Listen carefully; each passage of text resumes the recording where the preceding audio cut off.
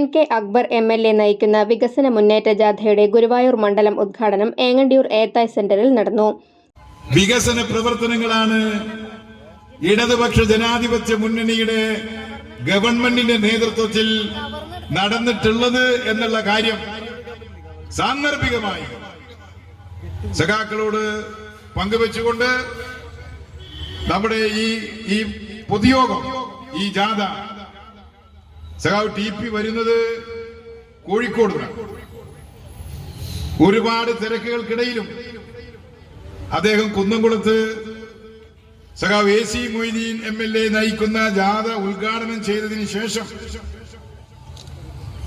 വളരെ വൈകിയാണെങ്കിലും നമ്മുടെ സ്നേഹപൂർവമുള്ള നിർബന്ധത്തിന് വഴങ്ങി അദ്ദേഹം ഇവിടെ എത്തിച്ചേർന്നിരിക്കുകയാണ്.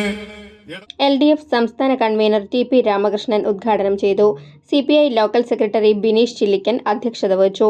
Vice captain PK Rajeswaran, manager PK Saithalikutty, CPM local secretary KR Rajesh എന്നിവർ സംസാരിച്ചു.